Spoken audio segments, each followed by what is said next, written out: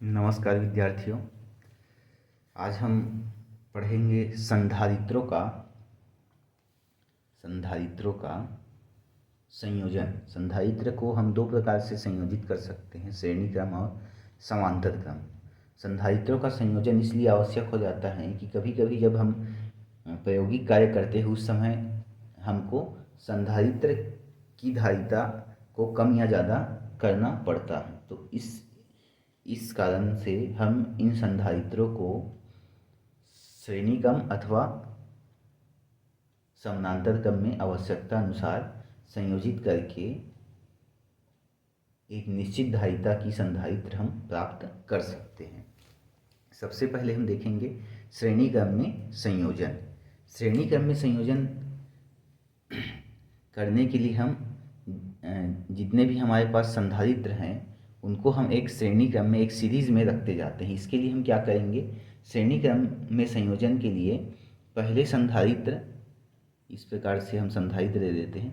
पहले संधारित्र की दूसरी प्लेट को दूसरे संधारित्र की पहली प्लेट से जोड़ देते हैं और दूसरे संधारित्र की दूसरी प्लेट को तीसरे संधारित्र की पहली प्लेट से जोड़ देते हैं और यह श्रृंखला इस प्रकार से चलती जाती है। माना हम यहाँ पे 3 संधारित्र ले लेते हैं जिसकी धारिता C1, C2 और C3 है ना। और इसके एक सिरे पर हम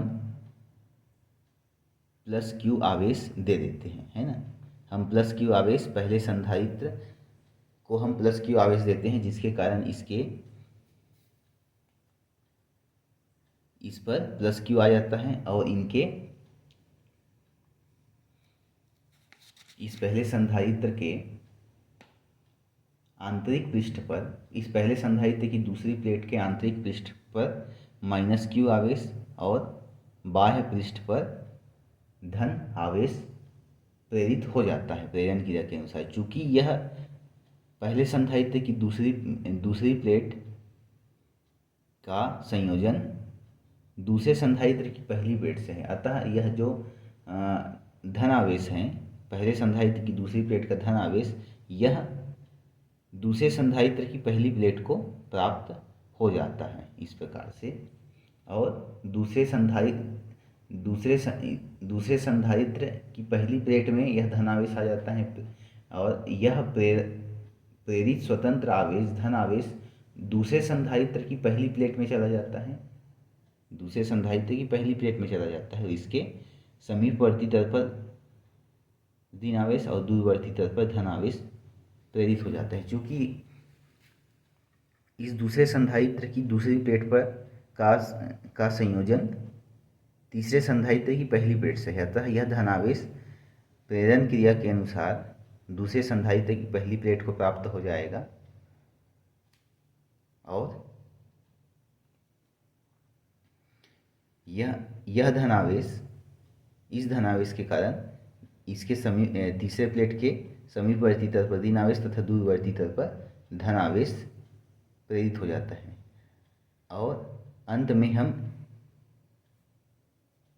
अंत के जो हमारे पास संधारित्र हैं उसकी प्लेट को हम पृथ्वी से जोड़ देते हैं। अंतिम संधारित्र की जो दूसरी प्लेट है इसको पृथ्वीकृत करते हैं और पहले संधारित्र की पहली प्लेट से हम इस प्रकार से आवेश देते हैं।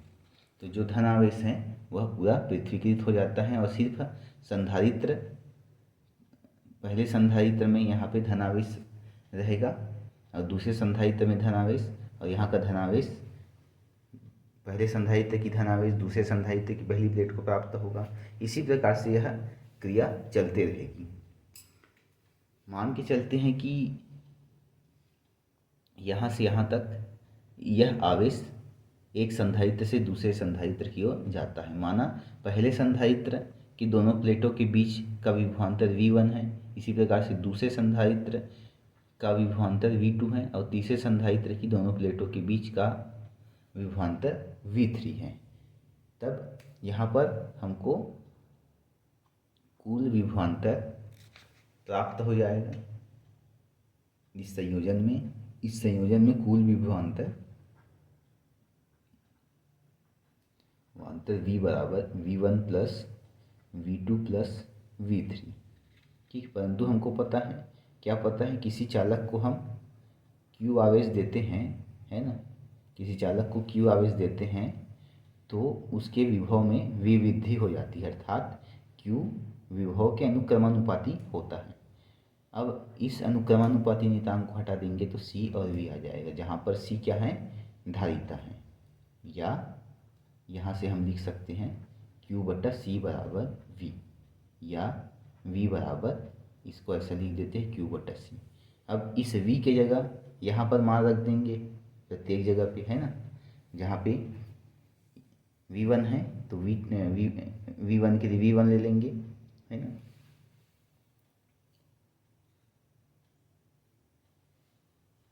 माना यहाँ पे हम मान लिए, हम प्रत्येक संधारित्र की धारिता C1 C2 C3 है।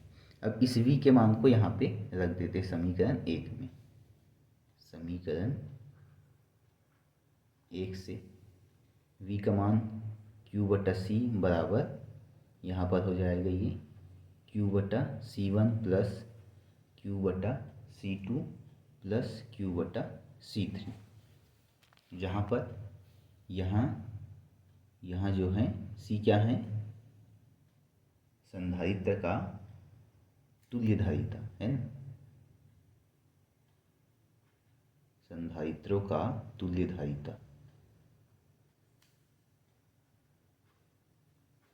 ठीक है, तो यहाँ से Q उभयनिष्ठ ले सकते हैं अपन सभी जगह से, तो ये हो जाएगा Q इधर बाहर निकाल देते हैं, अंदर बचेगा 1 बटा C बराबर, यहाँ से भी कर सकते हैं Q अंदर बचेगा 1 बटा C1 प्लस 1 बटा C2 प्लस 1 बटा C3, यहाँ से ये कट जाएगा और ये हो जाएगा 1/C is equal to 1/C1 plus 1/C2 plus 1/C3। तो इस प्रकार से यह, यदि हम 3 संधारित्र लेते हैं तो उसकी तुल्य धारिता हम इस सूत्र के माध्यम से निकाल सकते हैं।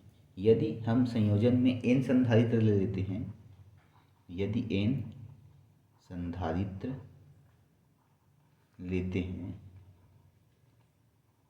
तब क्या हो जाएगा, यहाँ पे n संधारित्र देते हैं तब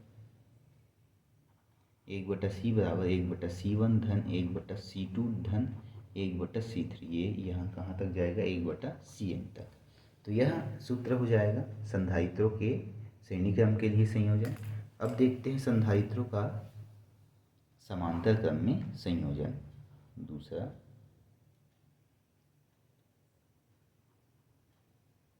समांतर क्रम या फिर पार्श्व क्रम संयोजन।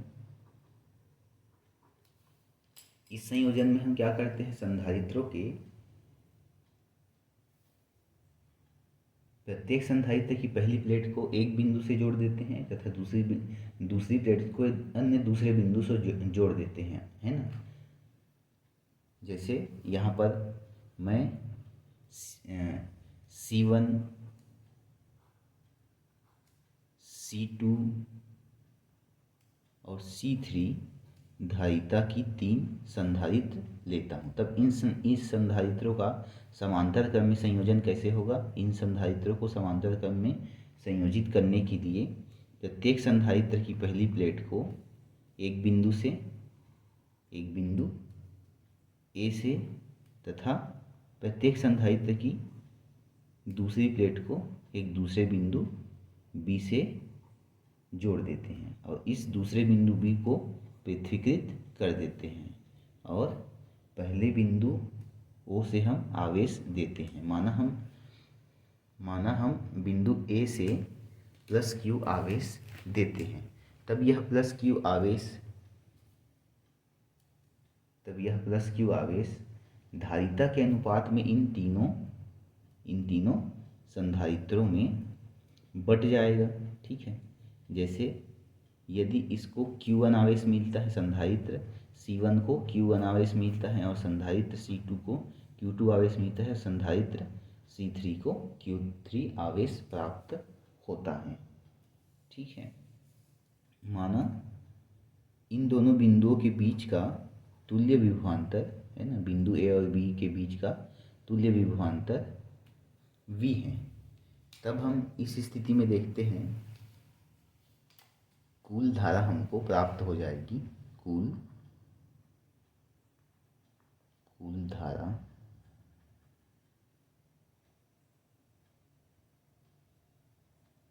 कुल आवेश, धारा नहीं आवेश होगा, है ना, आवेश, कुल आवेश Q है ना, Q 3 भागों में बढ़ जाता है, Q1 Q2 और Q3, ठीक है। और Q1 पहले संधारित्र को प्राप्त होता है आवेश, Q2 दूसरे संधारित्र को प्राप्त होता है ये आवेश, और Q3 आवेश तीसरे संधारित्र को प्राप्त होता है। परंतु हमको फिर से पता है ये वाला सूत्र है ना, किसी चालक को Q आवेश देते हैं तब उसके विभव में V वृद्धि हो जाती है, जहाँ पर यहाँ पर C क्या है, यहाँ C तुल्य धारिता है ना, इसलिए यहाँ पर इसको समीकरण 3 दे देते हैं, है ना। तो इस सूत्र के हिसाब से इसको हम लिख देते हैं, Q1 की जगह Q1 हो जाएगा, इसलिए यहाँ पे CV बराबर Q1 के लिए हो जाएगा C1V, क्योंकि V क्या है, इसके लिए जो विभव है A और B का विभव V ही रहेगा, सभी संधारित्रों के लिए विभव का मान यहाँ पे समान होगा, इसलिए V कॉमन हो जाएगा। फिर C2V प्लस C3V, यहाँ से V उभयनिष्ठ ले सकते हैं, V बराबर V C1 plus C2 plus C3, ये और ये कट जाएगा, C बराबर C1 plus C2 plus C3। तो इस प्रकार से यदि हम 3 संधारित्रों को समांतर क्रम में संयोजित करते हैं तो उसकी तुल्य धारिता C बराबर C1 plus C2 plus C3 होगा समांतर क्रम संयोजन में। यदि हम n संधारित्र ले लेते हैं उस स्थिति में तुल्य धारिता हो जाएगी C बराबर C1 plus C2 plus C3, और ये Cn यहाँ तक ये जाएगा। तो इस प्रकार से हम संधारित्रों का समायोजन देख लिए, और संधारित्रों का समायोजन इसलिए आवश्यक हो जाता है, कभी कभी हमको कम धारिता अथवा अधिक धारिता वाले संधारित्र की आवश्यकता होती है। इन परिस्थितियों में संधारित्र को कई तरीकों से संयोजित कर सकते हैं।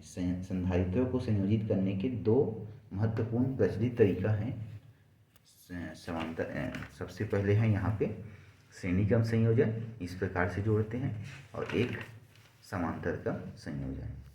ठीक है, तब तक के लिए धन्यवाद विद्यार्थियों। अगली कक्षा में हम एक नया टॉपिक फिर देखेंगे संधारित्र के संबंध में। तब तक के लिए धन्यवाद।